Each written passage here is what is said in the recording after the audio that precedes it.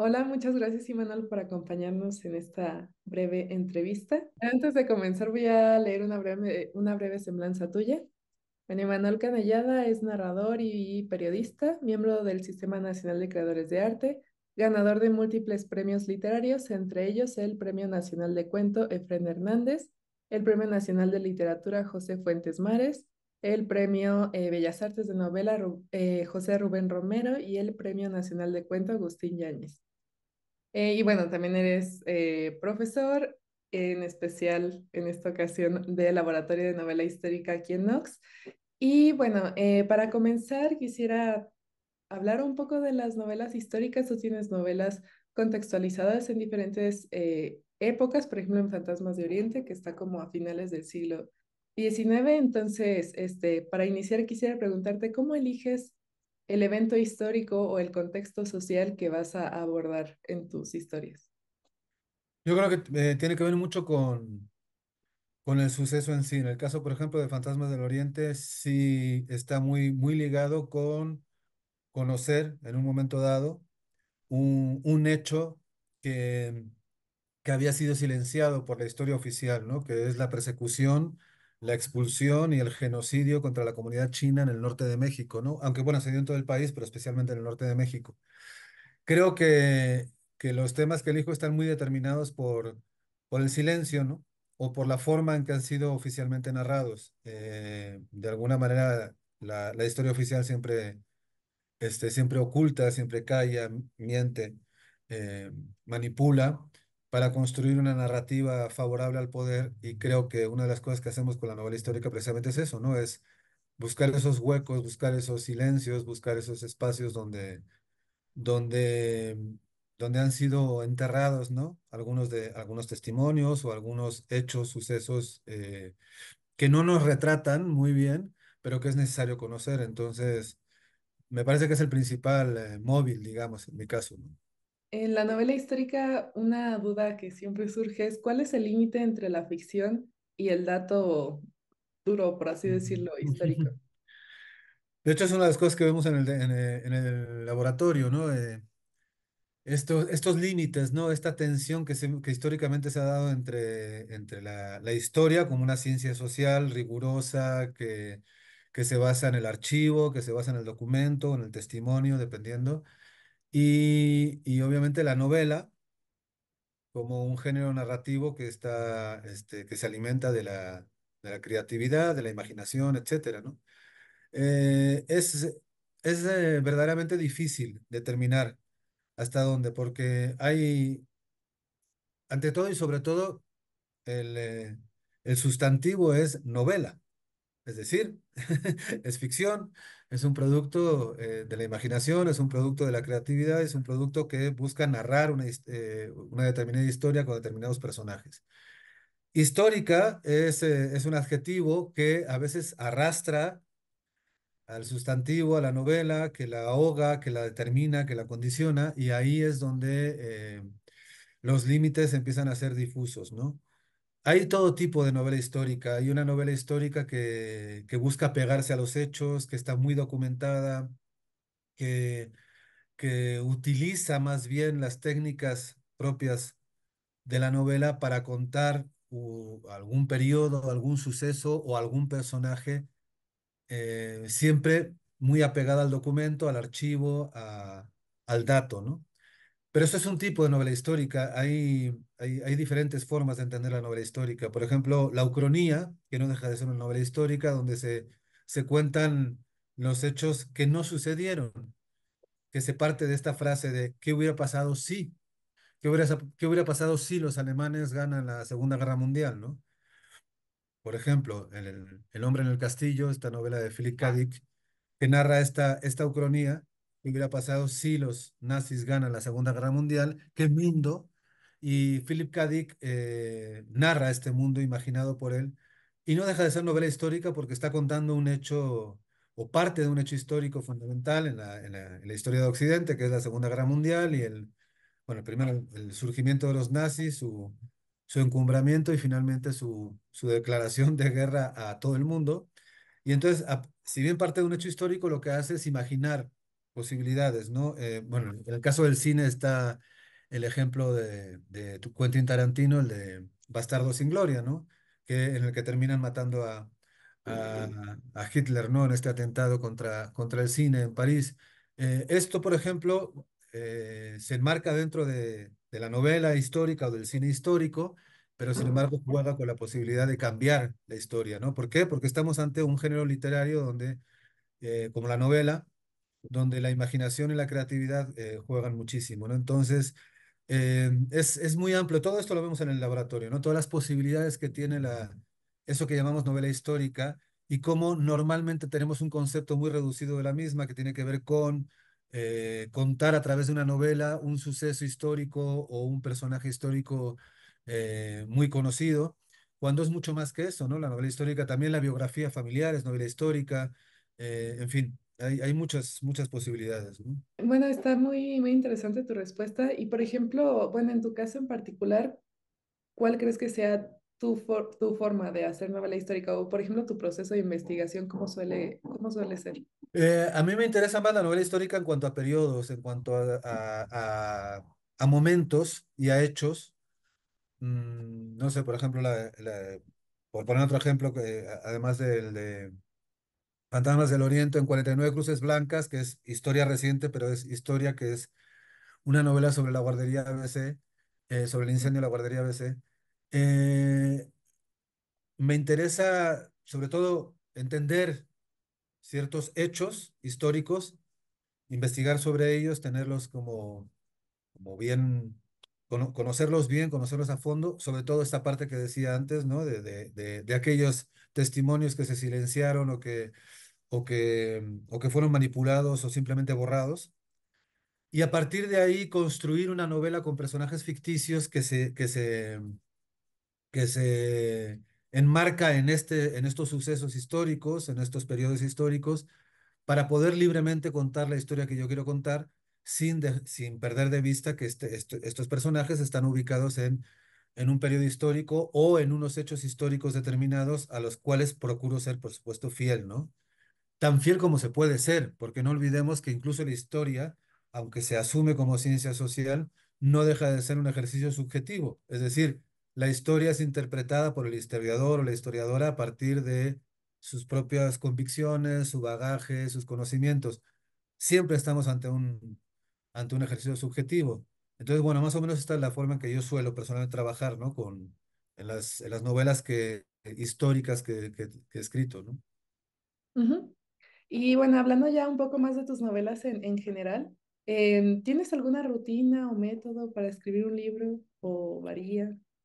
Disciplina, sí, soy una persona muy disciplinada, muy aburrida en ese sentido, no me drogo, no tomo alcohol, bueno, alguna vez lo hice, no me funcionó, entonces no es así como algo ni tampoco estoy esperando, no soy nocturno, ¿no? Soy un burócrata de la escritura, yo sé que esto puede espantar, ¿no? Y puede sonar un poco aburrido, pero sí creo mucho en la hora nalga, la disciplina y soy matutino, ¿no? Me gusta trabajar en las mañanas, aunque bueno, por circunstancias a veces he tenido que trabajar en las tardes, en las noches, pero sí soy de los que ahora en la actualidad que me puedo permitir ese lujo, sí soy de los que se levanta temprano en la mañana y después de resolver los asuntos con la manada perruna que tenemos y etcétera, me siento a escribir y durante unas horas como un buen godínez de la literatura, trabajo duro.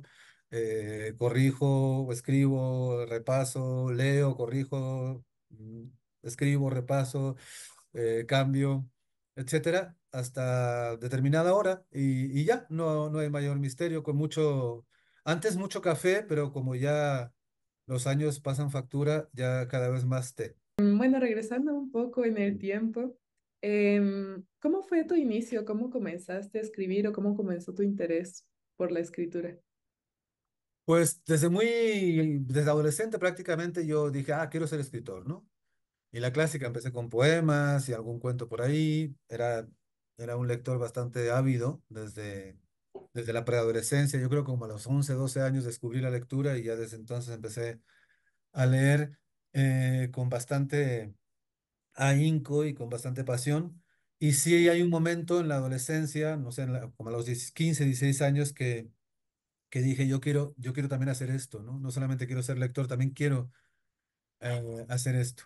Pero curiosamente, a pesar de hacer algunos ejercicios y escribir poemas y cuentos, se me va a cruzar otras cosas en el camino, el teatro y el periodismo.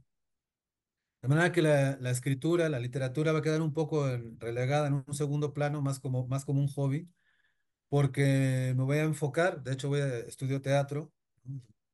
Y el teatro y el periodismo cultural vinculado con mis estudios de teatro me va a llevar también a hacer periodismo.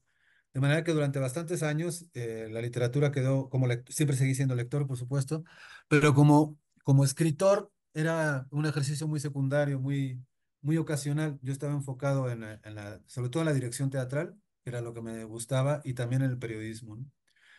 Y es años después que retomo esta idea de ser escritor, ¿no? Hay un momento que recuerdo de alguna manera que yo quería ser escritor y empiezo ya a escribir, pero con una conciencia de mayor y a escribir de forma constante, ya no solamente como un hobby, como algo que hacía de vez en cuando, sino ya con una cierta disciplina y sobre todo pensando ya en publicar, ¿no? Que es un poco cuando ya te puedes asumir como escritor, ¿no? Cuando tus textos se vuelven públicos y entran en relación, se relacionan con el lector, porque yo sí creo que la literatura es un baile de dos, ¿no? Entre lector, lectora, escritor, escritora, y no es algo creo que individual ni ensimismado.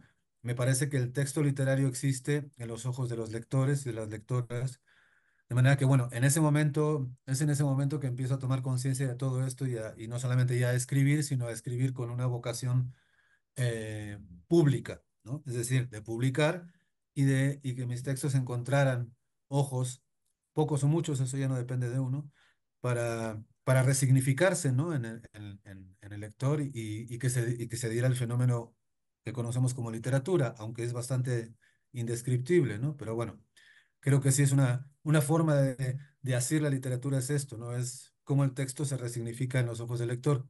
A partir de ese momento, cuando yo busqué esos ojos a través de empezar a publicar, al principio en editoriales muy chiquitas, muy modestas, sin mucha distribución y difusión, como empezamos la mayoría, salvo algunos que desde el principio sí como que llegan a grandes editoriales. En mi caso fue un camino largo, eh, y en parte porque pues estaba muy lejos del centro donde se cocina todo en este país, ¿no? Estaba en la frontera, en Sonora, entonces, bueno, más difícil todavía. Pero así fue como más o menos ya me asumí como un escritor que ejercía el oficio desde esta constancia y disciplina y este deseo de ser leído, ¿no? De una u otra manera. Claro. Oye, y por ejemplo, bueno, tú naciste en España y en determinado momento te vienes a México. Ese cambio, cómo influenció en tu escritura?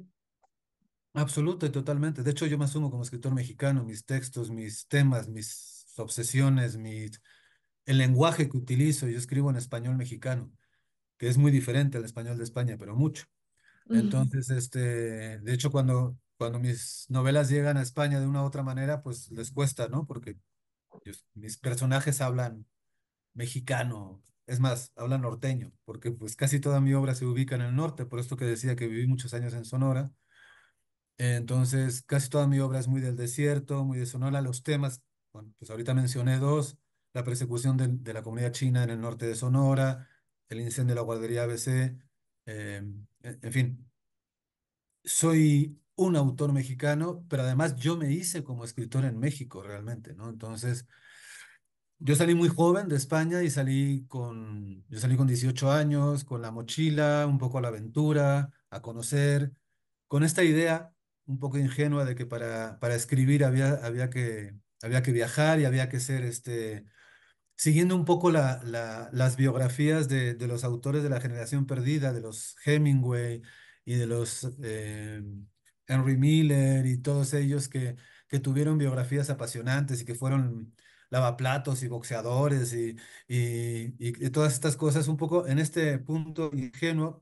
Después descubrí que no era necesario hacerlo, pero bueno, yo lo hice, me la pasé muy bien.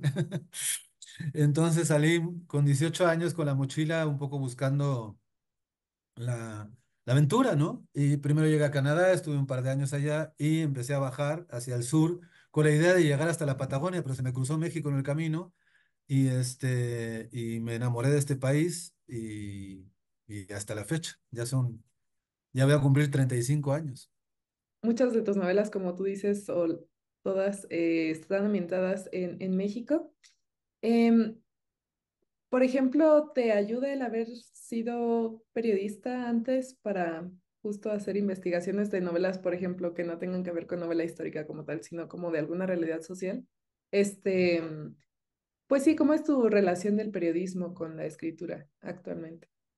Total y absoluta. Primero porque, de hecho, este paso que te contaba hace un momento después de este paréntesis en el que se me cruza el teatro y luego el periodismo y esta necesidad de regresar a la literatura, en gran medida fue marcada porque el periodismo me llevó a lugares, a temas y a personajes em, que me exigieron de alguna manera recurrir a, a la novela, al cuento, para poder contarlos, porque el periodismo no me era suficiente.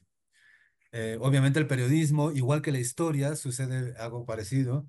Tanto el periodismo como la historia están sometidos al dato, están sometidos al archivo o al testimonio. Mientras que una novela no tiene estas ataduras, no tiene estas limitaciones.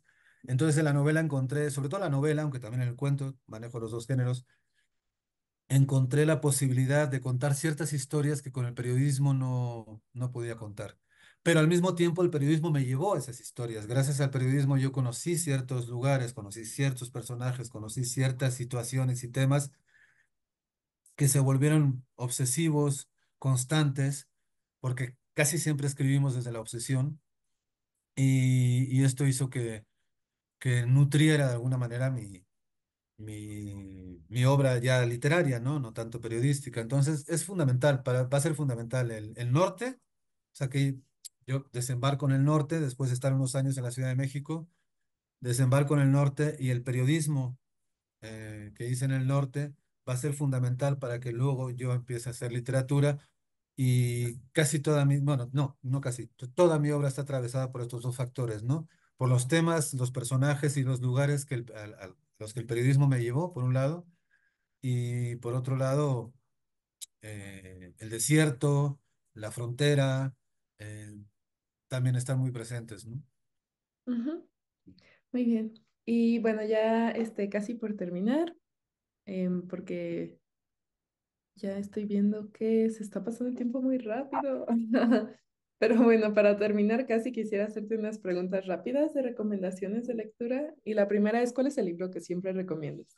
Híjole, esas preguntas siempre me matan porque son tantos y me gustan tanto, me apasionan tantos que el hecho de que tenga que elegir uno siempre me da mucha ansiedad. Pero bueno, como estamos en el terreno del laboratorio de novela histórica, voy a mencionar una novela histórica. No es la que siempre recomiendo, pero contextualizando, Noticias del Imperio, de Mm. Fernando del Paso. Creo que es una exhibición de... Ahí vamos a encontrar todas las posibilidades de la novela histórica. Están todas ahí. Desde la parte más apegada al dato y al archivo y al, y al documento, pero también las posibilidades creativas que te da la novela histórica, ¿no? Entonces creo que es una novela total en ese sentido, que es una gran clase magistral de novela histórica. No sé si me puedes decir tres autores indispensables para ti en tu biblioteca. ¡Ay! Es que, bueno, pues ya dije a Fernando del Paso. eh, Ay, no, qué difícil me lo pones. Patricia Highsmith, por irme a otro terreno, que es el de la novela negra, que es algo que yo cultivo. Ujú. Tres. Ay, qué horror. Me angustia mucho porque en cuanto termino de decir el nombre de uno, me acuerdo de cinco más y digo, no, ¿cómo? Sí. Entonces bueno, ya dije, bueno, Fernando del Paso, Patricia Highsmith, que son dos cosas totalmente loquísimas. Bueno, voy a decir un ensayista, perdón, pues, es un hombre trans, un ensayista que en las últimas fechas me ha marcado mucho, que es Paul B. Preciado. Eh, un- Ah, creo que ¿de dónde es? él es una, bueno, es un autor trans nacido en España, pero principalmente se, se formó y vive en Francia. Ah, Al principio empezó como ensayista feminista, pero luego hizo la transición. De hecho, tiene el texto en el que explica la transición, que se llama Testo Yonki, pero no texto con X, sino texto de testosterona. Testo Yonki es una maravilla, donde va explicando día a día su transición. Pero bueno, me parece una de las mentes más brillantes en los últimos años, en términos de pensamiento, de filosofía, de ensayo. mm, Paul B. Preciado. B es, lo dejó un poco como un guiño y un homenaje a la mujer que fue, Beatriz, porque ah, era Beatriz Preciado originalmente y luego se convirtió en Paul B. Preciado. Es muy brillante. pues muchas gracias, Imanol, por esta breve entrevista. Igual pues para invitar a tu laboratorio de novela histórica que comienza ya en unos días. Entonces, bueno, pues muchísimas gracias. No, al contrario, gracias a ti.